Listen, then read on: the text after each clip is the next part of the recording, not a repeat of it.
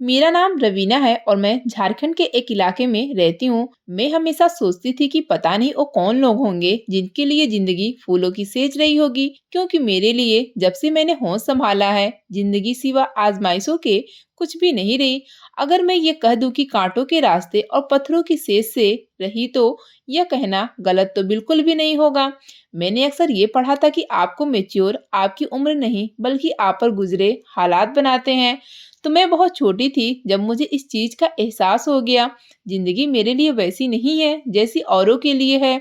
दरअसल बात यह थी कि बहुत छोटी उम्र में थी, जब मैं शायद पहली या दूसरी क्लास में पढ़ती होगी, जब मुझे एहसास हो गया कि मेरे माँ बाप इस दुनिया में नहीं है और मैं अपने ददियाल वालों के रहमो करम पर हूँ, और वो भी अपनी एक चाची के रहमो करम पर, जिसने मुझे बस इसलिए रखा हुआ था क्योंकि हमारी एक दुकान थी और वहां से महीने का किराया वगैरह आया करता था। यह दुकान मेरे पापा की थी और इसी से महीने का गुजर बसर बहुत अच्छी तरह चल जाया करता, और मुझसे संबंध बस इन पैसों के लालच में रखा हुआ था। वरना न तो इसको मुझसे मोहब्बत थी और न ही इसे मुझ पर किसी किस्म का तरस आता था। अपनी बच्चियों को तो स्कूल में भेज दिया करती थी, जबकि मेरी बारी वो यह कहती थी कि इसके पास पैसे नहीं बचे। यह देखकर मेरा दिल बहुत ज्यादा दुखता था। मुझे तब तक तो पता नहीं था कि पढ़ाई क्या चीज होती है, मगर जब मेरे चाचा साथ बहन भाई तैयार होकर रोज सुबह स्कूल जाते और वापसी पर स्कूल की बातें करते, तो मेरा दिल शिद्दत से चाहता था कि मैं भी स्कूल जाया करूं और जाकर इनकी तरह ही पढ़ाई किया करूं। मुझे वो जिंदगी बड़ी खूबसूरत लगती थी। वो कहते हैं ना कि दूर से तो आग भी हसीन लगती है। बिल्कुल मेरे साथ भी ऐसा ही हुआ। और एक दिन मैंने हिम्मत करके अपने चाचू से कह दिया, और यह कह दिया कि मैं घर के सारे काम भी किया करूंगी। आप चाची से कह देना कि वो मुझे स्कूल भेज दें। क्या आप सोच सकते हैं कि केवल 6 साल की बच्ची यह बात कह रही है? मैं एक बार फिर से दोहरा देती हूँ कि आपको समझदार आपकी उम्र नहीं, आपकी जिम्मेदारियां और आपके ऊपर गुजरे हुए हालात बनाते हैं। चाची की तुलना मेरे चाचा थोड़े नरम दिल थे, और वैसे भी वो अपनी बीवी से थोड़े डर कर रहा करते थे। वरना ऐसी कोई बात नहीं थी कि मैं इनके भाई की बेटी थी जो वो मुझ पर किसी किस्म के जुल्म ढाते। मैंने उनसे कहा कि मैं जानती हूँ चाची इतनी जल्दी यह बात नहीं मानेंगी, मगर जब आप इस बात को हक के अंदाज में कह देंगे तो वो मान जाएंगी। पता है क्या हुआ? जब चाचा ने बात की तो चाची ने साफ अंदाज में इनकार कर दिया और कहा कि वह ये सब खर्चा बर्दाश्त नहीं कर सकती, क्योंकि महंगाई बढ़ रही है। जिस पर चाचा ने कह दिया कि जहाँ बाकी बच्चे पढ़ रहे हैं वहाँ ये भी पढ़ लेगी। पहले पहल तो उन्होंने टाल मटोल से काम लेने की बहुत कोशिश की, मगर फिर चाचा ने अपना कहा निभा दिया और मुझे स्कूल में एडमिशन दिलवा दिया। मैं बहुत ज्यादा खुश थी, और समझदारी की जरूरत इसी में था कि मैं अपनी खुशियों को अपनी चाची से छुपाने की कोशिश की, क्योंकि ये बात मैं बहुत अच्छी तरह जानती थी कि इनसे यह बात बर्दाश्त नहीं होगी कि मैं खुश क्यों हूँ। और इसके बाद मैंने दिल लगाकर पढ़ना शुरू कर दिया। असेंबली के बाद जो पहला पीरियड होता था, उस पर हमें पढ़ाई कितनी महत्वपूर्ण है इसके बारे में बताए जाते हैं, और अच्छे से पढ़ाई करके ही अपने जिंदगी को एक नया मुकाम दे सकते हैं। इस वजह से मुझे यह पता हुआ कि पढ़ाई एक रोशनी है। वक्त धीरे धीरे चलने लगा, मगर कभी कभी वक्त मुझे अपनी चक्की में इतना पिसता कि मुझे यूं लगता जैसे मैं दोबारा खड़ी नहीं हो सकूंगी। मगर ये हमारा वहम होता है।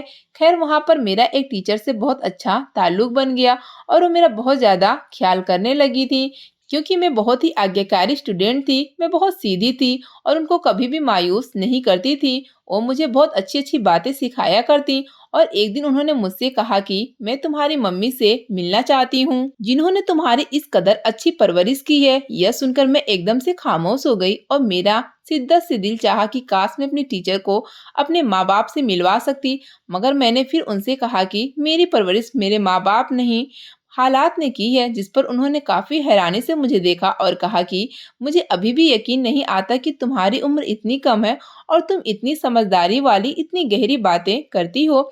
फिर उन्होंने मुझसे कहा कि मैं वाकई सच में कह रही हूँ, मैं तुम्हारी माँ से मिलना चाहती हूँ।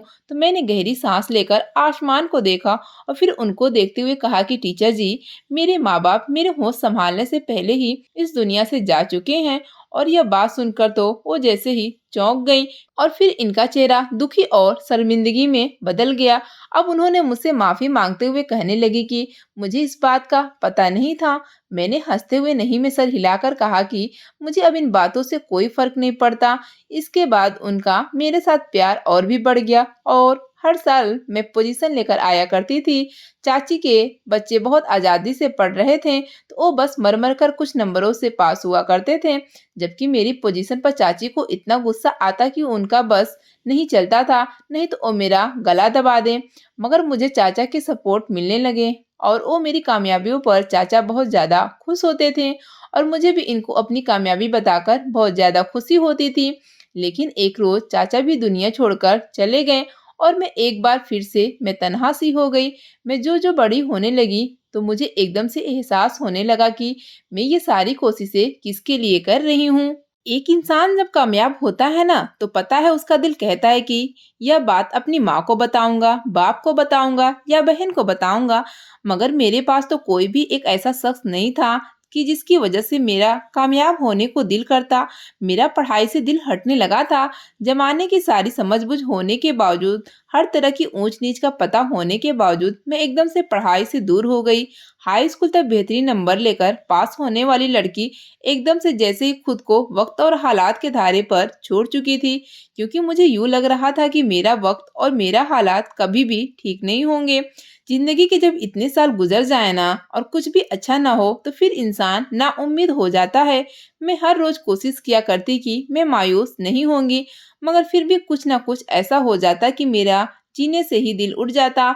मेरा शिद्दत से दिल करता कि काश खुदकुशी हराम ना होती तो मैं खुद को खत्म कर देती। मैं जो पहले इतनी नरमी दिल हुआ करती थी और बहुत खुश मिजाज थी, मेरा किसी से बात करने को दिल नहीं करता था।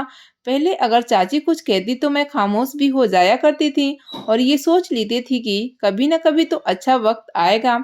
मगर अब हालात ऐसे हो चुके थे और मैं इतनी चिड़ी हुई हो चुकी थी कि अगर चाची जरा सी कोई बात कह देती तो मेरा पारा हाई हो जाता और मैं इन्हें दो के बजाय चार जवाब देना शुरू हो गई।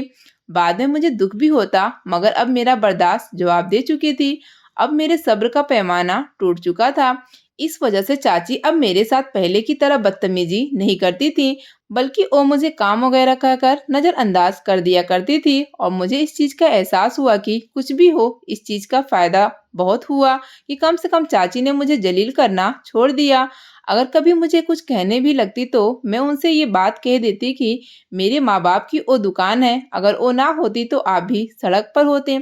इस पर वो मुझे कहती मैं तुम्हें पाल रही हूँ, और मैं भी फिर दो टूक जवाब देते हुए यह बात कहती थी कि ठीक है, आप महीने का खर्च मुझे दे दिया करें तो देखिएगा मैं इस दुकान से आपको ही नहीं आपके पूरे खानदान को भी पाल कर दिखाऊंगी। और चाची के बच्चे इनको मना करने लगे कि इस पागल से बहस करने की कोई जरूरत नहीं है, और मैं भी यही चाहती थी कि मुझसे बहस न की जाए। फिर एक रोज मेरे पुराने टीचर का फोन आया और उन्होंने मुझसे कहा कि चलो तुम ज्यादा अच्छे नंबरों से पास मत हो, मगर तुम इंटरमीडिएट तो कर लो। हाई स्कूल के लोगों की दुनिया में कोई हैसियत नहीं है, बल्कि अब तो मास्टरी भी पूरी हो जाए तो कोई अहमियत नहीं है।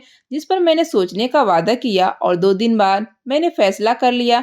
मैं जाकर इंटरमीडिएट के लिए कॉलेज से फॉर्म ले आई और इसके बाद मैं कॉलेज जाने लगी। शायद घर से निकलने की वजह से और सोचों का रुख बदलने की वजह से थोड़ी बहुत सोचे मेरे इर्द गिर्द घूमने लगी। मैं ज्यादा नंबरों की भागदौड़ की तरफ तो ना गई, मगर मैं अच्छे नंबरों से इंटरमीडिएट का इम्तिहान पास कर चुकी थी। मगर किसी भी किस्म की खुशी मुझे नहीं हुई थी।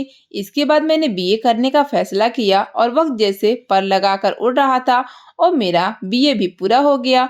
इसके बाद चाची ने यह चाहा कि कहीं पर शादी हो जाए, मगर मैं अभी शादी नहीं करना चाहती थी, क्योंकि सच तो यही था, मुझे इस बात का यकीन नहीं था कि चाची मेरी किसी अच्छी जगह शादी करेंगी और मेरा नया दर सर पालने का कोई इरादा नहीं था। इस वजह से मैंने इनसे कहा कि मेरे लिए किसी किस्म का रिश्ता तलाश करने की जरूरत नहीं है, क्योंकि मैं इनकार कर दूंगी। जिस पर चाची ने गुस्से से कहा, और तुम क्या चाहती हो? अगर मैं तुम्हारा एहसास करके तुम्हारी शादी करवा रही हूँ तो बजाय मेरा एहसानमंद होने के तुम मुझे धमकियां दे रही हो। जिस पर मैंने हंसते हुए कहा कि आपको यह सुनकर शायद बुरा लगेगा, मगर आपके बचपन से लेकर अब तक की तमाम एहसान बंदियों को सामने रखते हुए ही मैंने यह फैसला किया है कि मुझे आप पर यकीन नहीं है और आप अपनी बाकी बेटियों की शादी कर दें और मेरा पीछा छोड़ दें। और उनकी बेटियों की शादी अच्छी जगह पर हो गई और मेरा तो बकायदा चाची के सीने पर मूंग दलने का इरादा था। इसलिए मैंने एक प्राइवेट स्कूल में नौकरी के लिए अप्लाई कर दिया और सितारे भी मेरे साथ थे। इसी वजह से मुझे वहां पर नौकरी मिल गई और मुझे वहां का सैलरी पैकेज भी काफी अच्छा लगा था। तकरीबन कुछ महीने यूं ही गुजर गए और एक दिन मेरे चाचा की बेटी मेरे लिए बहुत अच्छा रिश्ता लेकर आई और उसने मुझे बताया कि लड़का फ्रांस में होता है और सेटल्ड है। इससे तुम्हें बजाय रिश्ता से भागने के शादी कर लेनी चाहिए। कम से कम आपकी जिंदगी किसी ट्रैक पर आ जाएगी। पहले तो मैं इसकी बातें सुनने को तैयार ही नहीं थी। जब मैंने एक दिन बैठकर सोचा तो एहसास हुआ ये सब कुछ मैं चाची की नफरत में कर रही हूँ। बैठकर मैंने खुद को टटोलने की बहुत कोशिश की तो मुझे कोई भी ऐसी ठोस वजह समझ में ना आई कि जिसकी वजह से मैं यह कर रही थी। तो मैंने उसे कह दिया कि तुम्हारा जैसा दिल करे तुम कर दो। चाची तो जैसे ये सुनकर खुश हो गई कि मैं इनकी जान छोड़ दूंगी। इसके बाद लड़के वाले देखने आए तो हैरत अंगेज तौर पर मैं इनको पसंद आ गई थी और मेरे दिल में किसी किस्म की कोई हलचल नहीं मची थी। नहीं मैंने आंखों में कोई ख्वाब सजाने की कोशिश की थी और न ही मेरे दिल में यह ख्याल आया था कि सब कुछ ठीक हो जाएगा। मैं सब खामोशी से देखती रही कि अब जिंदगी मुझे किस हाल में लेकर जाएगी और वहां जाकर मुझे क्या हासिल होना है। मेरे ससुराल वाले बहुत ही जल्दी मचा रहे थे और जल्द शादी करना चाहते थे तो 1 साल के अंदर अंदर मेरी शादी हो गई। दिल में 100 तरह के वहम लिए मैं अपने ससुराल में आ गई। वहां सब लोग मोहब्बत करने वाले थे। मेरा पति भी काफी खुश मिजाज और परवाह करने वाला इंसान था, मगर पता नहीं क्यों मुझे इन सब की आदत नहीं थी। तो इस वजह से ये सब बहुत पराया पराया लगने लगा। पहले पहल तो मेरा वहां दिल ही नहीं लगता था। फिर धीरे धीरे जब मुझे इसका एहसास हुआ कि यही मेरा घर है और यहाँ मोहब्बत है, सुकून है, जिससे मैं बचपन से दूर रही थी, तो मैंने घर के लोगों को खुले दिल से कबूल किया और यूं जिंदगी एकदम से खूबसूरत सी हो गई। क्या आपके ख्याल में इससे भी ज्यादा मुकम्मल कोई और जिंदगी हो सकती है जिसमें एक मोहब्बत करने वाला पति हो और ससुराल के बाकी लोग भी आपसे मोहब्बत करते हो और हर जगह आपकी राय को अहमियत दी जाए? मेरे जैसे इंसान जिसकी शख्सियत तक को खत्म करने की कोशिश कर दी गई थी, वहां जब मेरी राय ली जाती तो मुझे वहां एकदम से लगता कि मेरे बचपन की समझदारी कहीं खो सी गई है और अब तो मुझे कुछ समझ में नहीं आता। इसलिए खुशी तो बहुत होती मगर मैं सब कुछ इन पर डाल दिया करती थी। मेरी सास मुझे अपनी बेटियों की तरह चाहती थी और इनका बस नहीं चलता था कि हर काम पे वो मेरा हाथ लगवा लें। कोई भी आता तो अपने रिश्तेदारों से यही कहती कि मेरी बहू बहुत नसीबों वाली है। हालांकि इससे पहले ही उनके घर के हालात बहुत बेहतरीन थे और सब हंसी खुशी जिंदगी गुजार रहे थे। इसके बाद मेरा दिल से तमाम वहम खत्म होने को और मैं जिंदगी में खुशी से जीने लगी कि मेरा पति शादी के 3-4 माह बाद वापस चला गया। लेकिन फिर भी जिंदगी इतनी भी उदास नहीं हुई थी। कभी कभी मुझे इसकी याद शिद्दत से आया करती थी। मगर फिर मेरे ससुराल वाले सभी बहुत अच्छे थे। इनके साथ वक्त गुजार के मुझे बहुत अच्छा लगता। 1 साल बाद वह वापस आया तो हम दोनों ही बहुत ज्यादा खुश थे। लेकिन कभी कभी इंसान को इसकी खुशियों को नजर लग जाती है। मेरे साथ तो हमेशा ये होता रहा है। खैर हुआ ये कि हम लोग किसी की शादी में जा रहे थे कि हमारी गाड़ी का एक्सीडेंट हो गया और मेरे पति का देहांत हो गया। हम सब पर आसमान टूट गया। एक ऐसी क्यामत थी जिससे मुझे तोड़ कर रख दिया। एक इंतहाई मोहब्बत करने वाले पति को खो देना ऐसा ही था कि सब कुछ खो देना। वो मेरा दुनिया था। इसकी वजह से ही तो मुझे सारी अहमियत मिल रही थी। सब मुझे हौसला देते, सब्र करने को कहते और मैं जैसे रोना ही भूल चुकी थी। हर पल यही लगता था कि ये ख्वाब है और एक दिन वो वापस आ जाएगा। हम इंसान भी कितने अजीब होते हैं ना, हकीकत को ख्वाब समझकर जीने की कोशिश कर रहे होते हैं और हकीकत को अक्सर यही समझते हैं कि शायद ये कोई ख्वाब होगा, जबकि किसी ख्वाब को अपनी आंखों में सजाकर इसको हकीकत समझने लगते हैं। मैं हर वक्त खुद को यही तसल्ली देती रही कि ऐसा नहीं है, मेरा पति जिंदा होगा और वो कभी न कभी कहीं न कहीं से लौट आएगा। जबकि यह एक बहुत ही बड़ी कड़वा हकीकत थी कि वह कभी भी लौट कर आने वाला नहीं था। जो एक बार इस दुनिया से चला जाए तो दोबारा कभी नहीं लौट कर आता। पति के देहांत को 8 माह हुए थे कि एक दिन मेरी सास मेरे पास आई और मुझसे कहने लगी कि यह बात तो तुम बहुत अच्छी तरह जानती होगी, मैंने तुम्हें अपनी सगी बेटियों की तरह चाहा है और इन्हीं की तरह तुमसे मोहब्बत की है। मैंने उनकी बात सुनकर सर को हाँ में हिला दी और कहा कि यह बात तो बिल्कुल सच है और उन्होंने मेरा हाथ थाम कर कहा कि आज मैं जिंदा हूँ तो मेरे बाकी बहू और बेटी तुम्हारा ख्याल रख रहे हैं, लेकिन कल को मैं ना रही तो मुझे नहीं लगता कि वो लोग तुम्हें घर में भी रखेंगे। इसलिए मैंने फैसला किया है कि मैं तुम्हारी शादी कर दूं। ये बात सुनकर तो मैं सदमे में ही चली गई और मैंने इस बात से साफ साफ इनकार कर दिया कि मैं दोबारा कभी भी शादी नहीं करूंगी, क्योंकि मैं अपने पति के साथ बेवफाई नहीं कर सकती। पर उन्होंने मुझे डपटने वाले अंदाज में देखा और कहा कि बेवकूफ मत बनो, तुम्हारा पति इस दुनिया से जा चुका है और अब इसके साथ वफाई और बेवफाई का सिलसिला खत्म हो चुका है। बेहतर यह है कि तुम सोचो और यह जरूर सोचना कि मैं तुमसे गुजारिश कर रही हूँ कि अपना घर बसा लो, क्योंकि आज तुम जज्बात में आकर यह कदम उठा रही हो, लेकिन कल तुम्हें इस बात पर पछतावा होगा कि ये घर के लोग हो सकता है तुम्हें घर में एक फालतू सामान से बढ़कर अहमियत न दे सके। मैं कई दिन सोचती रही और मेरी चाचा की बेटी भी इन दिनों मेरे पास आई और बाकी घर वालों की बातों के साथ थी। उसने मुझे समझाया और कहा कि तुम्हारे घर वाले बिल्कुल ठीक कह रहे हैं, तुम्हें शादी कर लेनी चाहिए। फिर मैंने अपनी सास को इस बात की इजाजत दे दी कि वह जहाँ चाहे मेरी शादी कर दे। इतना तो मुझे यकीन था कि कोई रणवा या 4 बच्चों का बाप ही मेरे हिस्से में आएगा। मुझे इस बात पर कोई इतराज नहीं था, लेकिन मैं हैरत से गिरी रह गई जब उन्होंने अपने भांजे के लिए मुझसे पूछा। वो काफी हैंडसम और पढ़ा लिखा और अपनी जिंदगी में कामयाब शख्स था। पहले तो मुझे लगा कि इनको कोई गलतफहमी हो गई है, लेकिन उन्होंने कहा कि इस भांजे ने खुद तुमसे शादी करने को कहा है। मुझे ये सुनकर भी काफी हैरानी हुई। कुछ माह के अंदर मेरी इसके साथ शादी हो गई और वो बहुत अच्छा इंसान था। उसने मेरा बहुत ख्याल रखा, मेरे साथ बहुत प्यार से रहता। उसके घरवाले भी बहुत अच्छे थे। मैं जो दिल में 100 तरह के वहम पाले बैठी थी, वो सारी फिर से दूर हो गई। मेरे पहले पति की माँ हमेशा यही कहा करती कि तुम्हें पुरानी जिंदगी को भूलकर हमेशा आगे वाली जिंदगी के बारे में सोचना है, और अब मैं यही करने लगी। मैं उन घर वालों का बहुत ख्याल रखती। वो अकेले भाई थे और एक बहन और माँ थी। वो इनसे बहुत मोहब्बत करते थे, तो मैं भी इनका बहुत ख्याल रखती कि मेरे पति को मुझसे कोई शिकायत ना हो, और यूं हम सबकी जिंदगी बड़ी खूबसूरत हो गई। एक दिन चाची मेरे घर आई। उनको देखकर मुझे काफी अजीब लगा कि वो इतने अरसे बाद पहली बार मेरे घर आई थी। मैंने उनके साथ बहुत ही नॉर्मल रवैया रखा तो उन्होंने आकर मुझसे माफी मांगी और कहा, मैंने बचपन में तुम्हारे साथ बहुत सी अत्याचार की है और मैं तुमसे अब इनकी माफी मांगती हूँ। तो मैंने उनसे कहा कि माफी मांगने से पुराने जख्म भर नहीं जाया करते। माफी मांगने से जो हम बुरा वक्त गुजारे होते हैं तब वो वापस अच्छे वक्त में नहीं बदल जाते। आपने जो हमें दर्द दी है वो मीठी यादों या लम्हों में नहीं बदल जाती। मगर फिर मुझे ख्याल आया कि जब मेरी जिंदगी फिर से सुकून हो चुकी है, जब एक बार पति खोने के बावजूद मेरी दूसरी अच्छी जगह शादी हो गई है, तो फिर मुझे पुरानी बातों को, करतूतों को दिल से रखने का कोई फायदा नहीं है। मुझे इन सब से निकलकर आगे बढ़ जाना चाहिए। तो मैंने उनका हाथ थामते हुए उनसे कहा कि चाची, आपने मेरे साथ अत्याचार थोड़ी बहुत की है, लेकिन आपने मुझ पर इतना जुल्म नहीं किया जितने आमतौर पर किए जाते हैं। आपने मेरा खाना कभी बंद नहीं किया, पर आपने मेरी पढ़ाई पर रोक लगाने की कोशिश की। मगर जब मैं पहली पोजीशन लेकर आया करती थी, आप निराश हो जाती। मगर आपने कभी मेरा स्कूल जाना बंद नहीं किया था। मैं आपको अपने तमाम जख्मों के लिए माफ करती हूँ। और इस पर उन्होंने मुझे गले लगा लिया और मैंने भी मुस्कुराकर सब कुछ माफ कर दिया और आगे बढ़ गई। मैंने एक बात जिंदगी में सीख ली कि कुछ भी हो जाए मैं आगे बढ़ जाया करूंगी और पीछे सब कुछ भूल जाया करूंगी, क्योंकि जब आप बीती हुई यादों में रहते हैं ना, तो आप कभी भी सुकून में नहीं रहते। गुजरा हुआ समय तो वो है ना जो आपके हाथों से निकल चुका है, जबकि आपका वर्तमान आपके हाथ में है।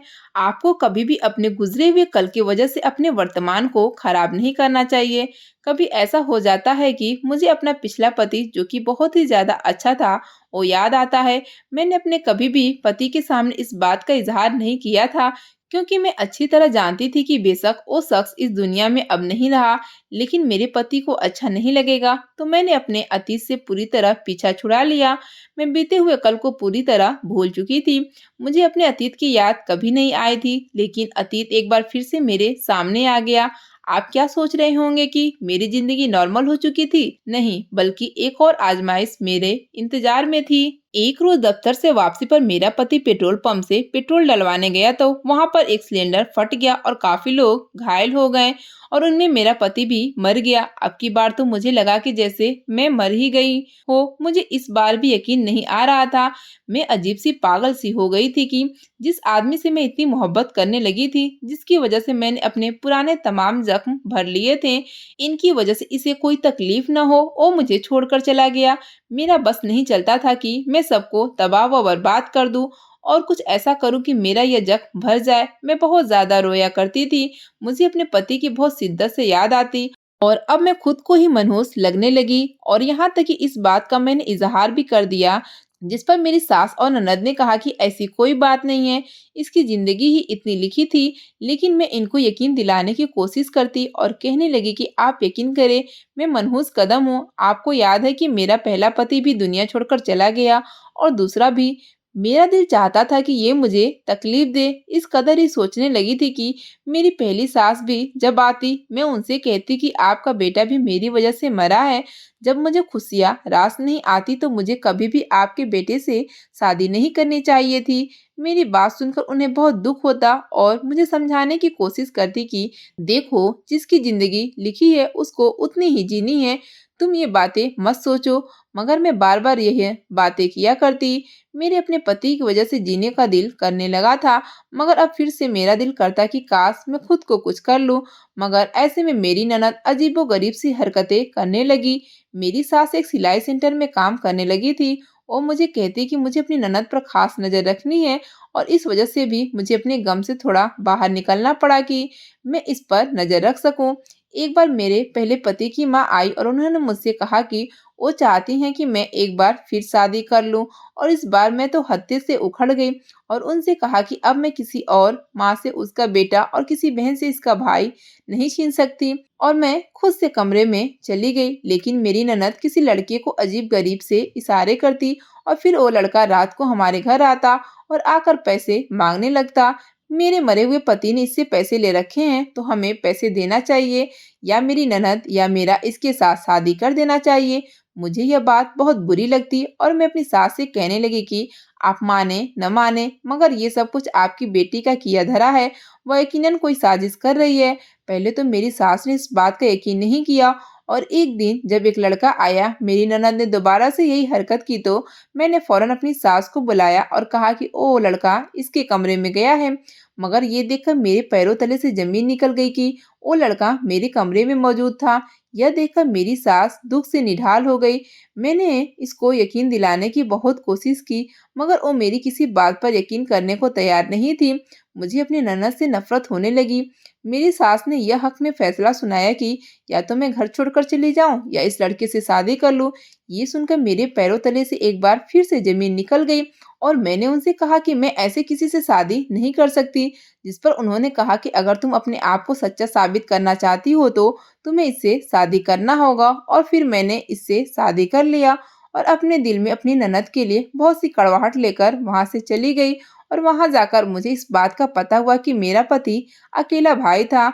वह बहुत अच्छा शख्स था, मगर मुझे इससे नफरत थी। मेरी तमाम नफरत के बावजूद मेरा ख्याल रखता और मुझे कुछ अरसे बाद एहसास हुआ कि वह काफी अच्छा शख्स है, लेकिन मैं पुरानी बातें भूल नहीं पा रही थी। तो एक दिन उसने मुझे कहा कि अगर मैं तुम्हें एक बात बताऊं तो शायद तुम्हें अपनी खुशकिस्मती का यकीन आ जाए और शायद जिनसे तुम नाराज हो उनके दिल में तुम्हारे लिए एहसास आ जाए और तुम्हें इस चीज का एहसास भी हो जाए कि कभी कभी गैर अपनों से ज्यादा अच्छे होते हैं। लेकिन मैं इसके फिलॉसफी में कोई दिलचस्पी नहीं रखती थी, मगर फिर भी उसे कह दिया कि तुम्हारी इस बात का क्या मतलब है।